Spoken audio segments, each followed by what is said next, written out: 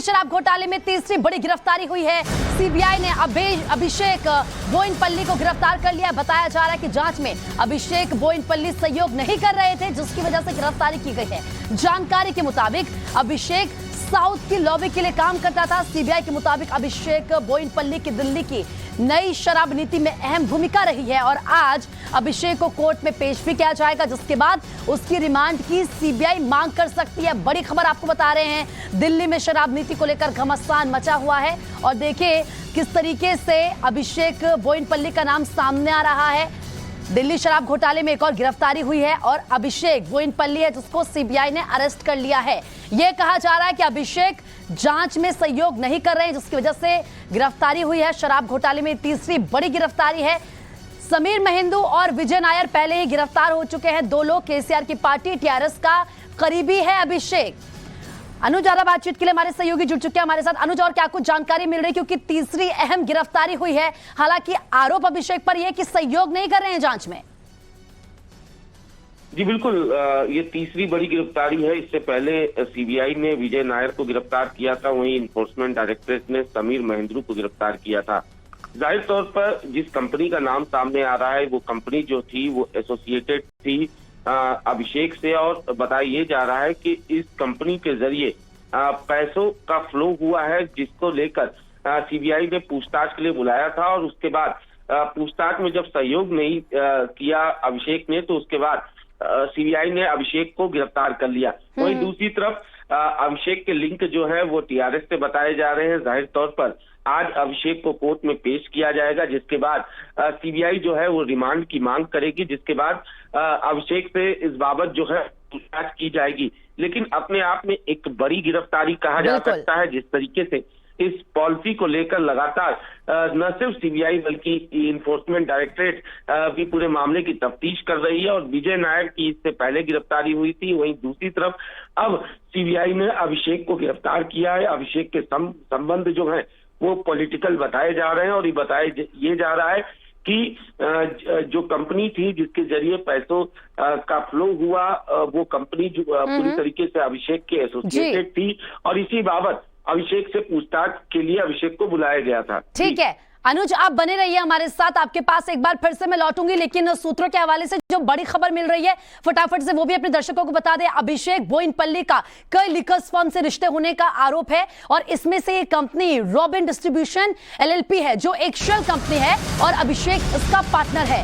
इस कंपनी पर पिछले दिनों ईडी ने रेड की थी और इस कंपनी पर दिल्ली की शराब नीति से फायदा उठाने वाले से रिश्ते होने का आरोप है। जिन लिकर फर्म और होल सेलर्स को दिल्ली की नई शराब नीति से फायदा हुआ है, उनसे रॉबिन डिस्ट्रीब्यूशन कमीशन लेता था। आरोप यह भी है कि अरुण पिल्लाई ये कमीशन कलेक्शन करता था और फिर अपनी फर्म के जरिए इसे आगे बढ़ाता था।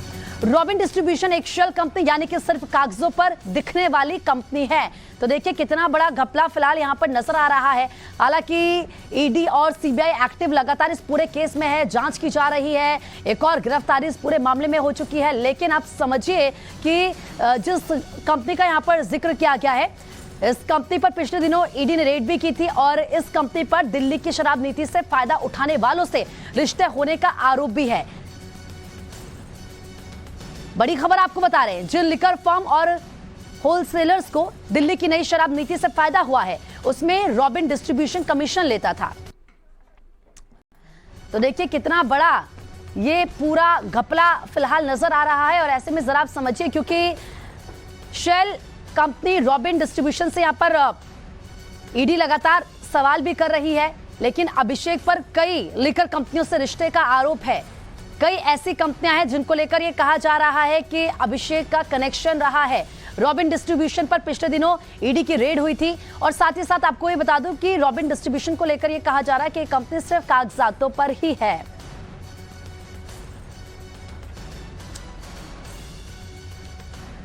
तो देखिए किन किन कंपनियों से रिश्ते यहां पर अभी तक सामने अभिषेक के आ रहे हैं, जो करीबी बताए जा रहे हैं वो आपको समझाते हैं। जरा आप ये समझिए, देखिए किस तरीके से जो डेजिग्नेशन है, डेजिग्नेटेड पार्टनर है, ये तमाम पार्टनर्स हैं यहाँ पर सैन एलएस एलएलपी, इसके अलावा सैन डेजिग्नेटेड पार्टनर ARE ICS, ये हम आपको नाम दिखा रहे हैं 1 2 3 4 5 6 और इसके साथ ये देखिए ओरिजिनल डेट ऑफ अपॉइंटमेंट जरा आप पढ़िए। जो डेजिग्नेटेड पार्टनर है सैंड LS LLP उसकी 5 नवंबर 2022 यहाँ पर है। इसके अलावा जो आगे का यहाँ पर अच्छे से इसका एयर नहीं आ रहा है, थोड़ा मैं पीसीआर से कहूंगी अगर इसका साल प्रॉपर यहाँ पर दिख पाए। लेकिन नीचे की अगर बात करें देखिए जो एडिशनल डायरेक्टर AREICS है 20 अप्रैल 2013 इसका जिक्र किया गया है। इसके अलावा RSC जहां पर डायरेक्टर हैं 21 मार्च 2022 है।